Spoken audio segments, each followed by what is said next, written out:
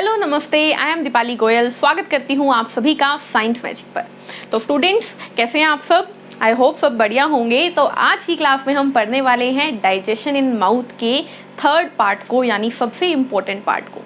आज हम पढ़ेंगे कि भाई खाने को खा लिया मुंह ने, दांतों ने उसे तोड़ फोड़ लिया, खाने को टेस्ट कर लिया हमारी टंग ने।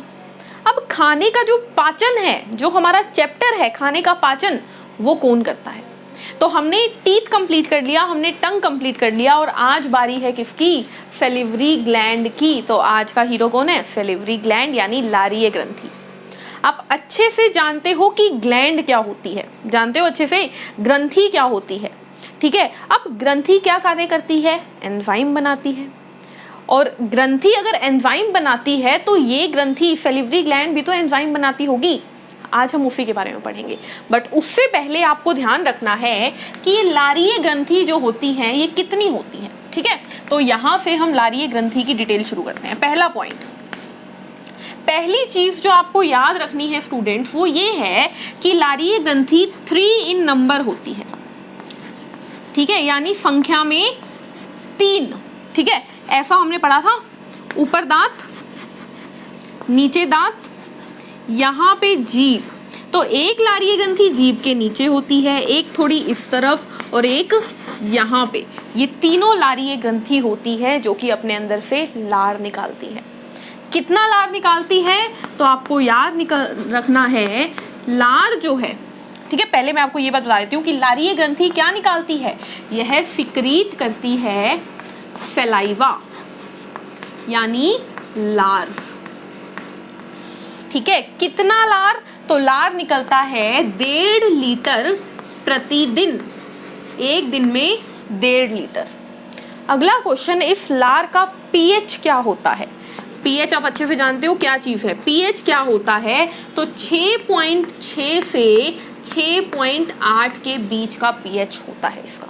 यानी कि लार क्या होता है? एसिडिक, अम्लीय होता है। कैसा होता है? अम्लीय, यानी एसिडिक होता है,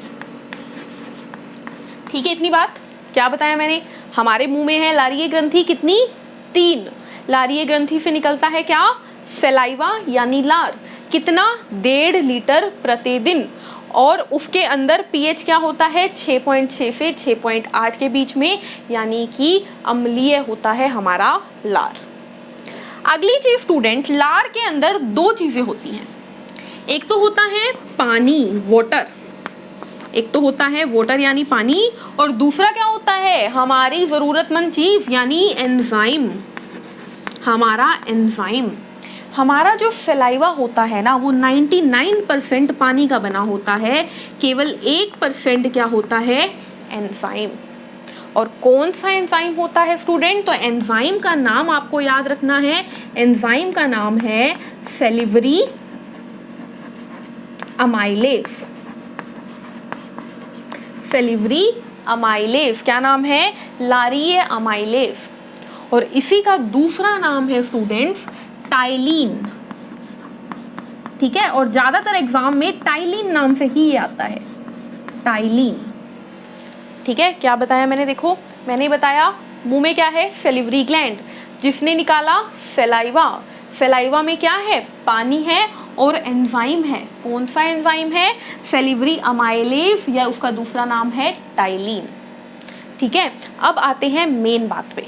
मैंने बोला खाने में होता है कार्बोहाइड्रेट, खाने में होता है प्रोटीन, खाने में होता है वसा यानी फैट, लेकिन मुंह के अंदर केवल कार्बोहाइड्रेट का पाचन होता है। मुंह के अंदर केवल कार्बोहाइड्रेट का पाचन होता है, और कितना? 30%, ठीक है। तो अब मैं बताने जा रही हूँ कि पाचन क्या कैसे होता है। तो देखो, मुंह में क्या है? मुंह में है कार्बोहाइड्रेट। मुंह में क्या है? मुंह में है कार्बोहाइड्रेट। या क्या मैं इस कार्बोहाइड्रेट को स्टार्च लिख सकती हूँ? तो ब्रैकेट में मैंने स्टार्च भी लिख दिया। याद है कार्बोहाइड्रेट का दूसरा नाम है स्टार्च। अब होगा क्या? कार्बोहाइड्रेट के ऊपर काम करेगा एंजाइम। एंजाइम का कार्य क्या होता है? कॉम्प्लेक्स फूड को सिंपल फूड में बदलना, जटिल पदार्थों को सरल पदार्थों में बदलना।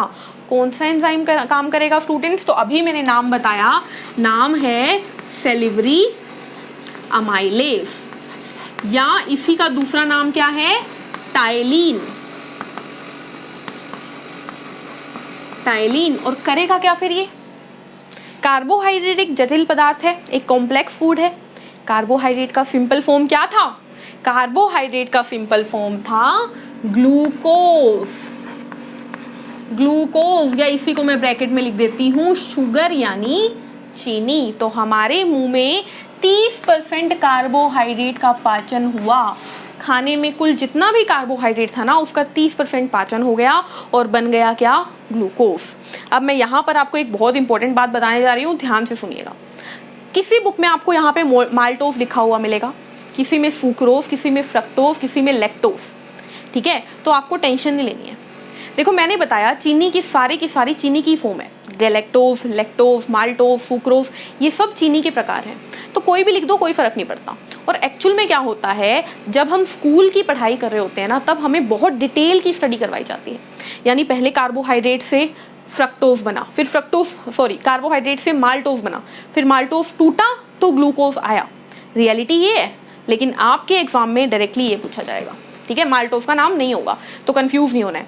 तो आज की क्लास में बस इतना ही, एक बार रिपीट कर देते हैं। मैंने बोला आज हमने पढ़ा लारीय ग्रंथि के बारे में। हमारे मुंह में होती हैं 3 इन नंबर होती हैं। लारीय ग्रंथि से निकलता है लार यानी सलाइवा। सलाइवा में होता है 99% पानी और 1% एंजाइम। एक दिन में 1.5 लीटर निकलता है। पीएच कितना है? 6.6 से 6.8, यानी अम्लीय है हमारा लार। लार में जो एंजाइम होता है उसका नाम है सेलिवरी अमाइलेज, या उसी को बोला जाता है टाइलिन। काम क्या करता है? खाने में मौजूद कार्बोहाइड्रेट यानी स्टार्च को तोड़ देता है। किसमें? ग्लूकोज में। यानी कॉम्प्लेक्स फूड को सिंपल फूड में कन्वर्ट कर दिया।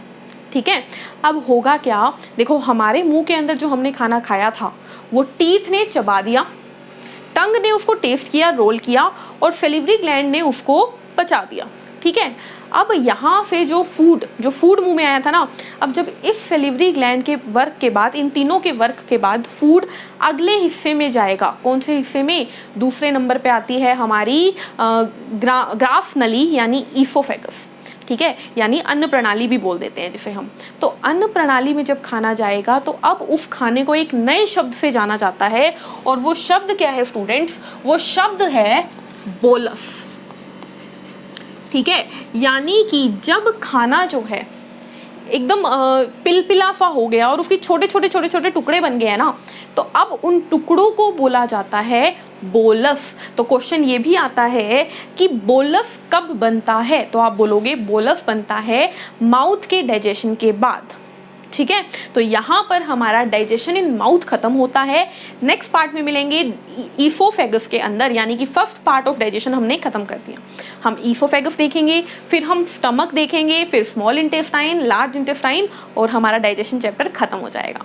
तो मिलते हैं नेक्स्ट वीडियो में, तब तक के लिए चैनल को लाइक कीजिए, शेयर कीजिए, सब्सक्राइब कीजिए, और take care. Thank you, bye bye.